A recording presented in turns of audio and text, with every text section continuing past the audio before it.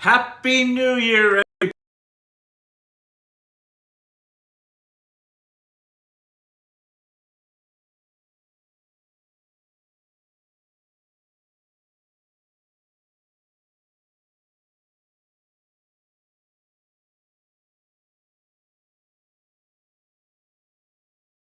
At noon, Tucson time, to just remind us that our connection to God is important all through the week, not just in worship on Sundays. And so I just kind of share some experiences of life, and I'm glad that you are here with me today. I had an interesting experience this last week. I went to the grocery store to get some things for our house for lunch, dinner, all of that kind of thing. And I had a couple of my reusable bags. Okay, this was one. And this is the first bag that I pulled out to put my groceries in as the clerk was swiping and needing to put them in. And she laughed and giggled and said, "What a great bag." I think so, right? But I needed the second bag, and this is the second bag that I have for my reusable grocery bag. Now, sometimes I'm reluctant to actually bring this bag out because I wonder sometimes, is it a little sacrilegious? It's like, you know how we Americans love our American flag and we protect it at all costs. We have laws about how you have to take care of it. And then we put it on our swimsuits and our underwear and tattoo it on our bodies. And I wonder, is that really honoring our flag? So I wonder sometimes, obviously this is supposed to be Jesus.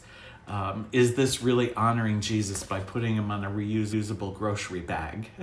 And so sometimes I'm a little embarrassed to take him in. But I knew I had enough stuff for 2 bags. So I took it in and used it. And oh my gosh, the clerk and the bagger went bananas. They obviously were Christians, and they were talking immediately about how beautiful the bag is, how much they each love the Lord, especially the woman that was clerking, checking out the cashier. And she genuflected and she kissed the bag and she started talking to me about her love of Jesus, her Lord and Savior, who saved her. She would not have been alive even past the age of 12 if it were not God in Jesus. And all of a sudden, the grocery store became church. It was amazing to me. The bagger spoke for just a second about how beautiful the bag was and how much she loved the Lord. And I got to talk about how much I love the Lord. And I said, I kind of doubt that's how he really looked. I think he was probably darker skin and probably very tan. And this guy does have brown eyes. And we spoke for a moment as she was gliding things across, and it was just this very interesting moment, God moment, Jesus moment, faith moment. And I thought, you just never know where God's going to give you a chance to share your faith, to live your faith. And you just never know when or how that's going to happen. And I just enjoyed the moment, shared that I too was a Christian and how much I loved the Lord, and then on I went.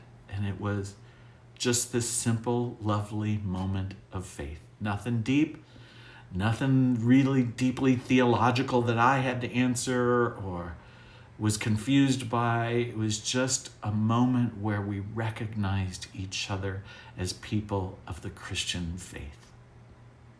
And we shared our faith with each other. And it was lovely.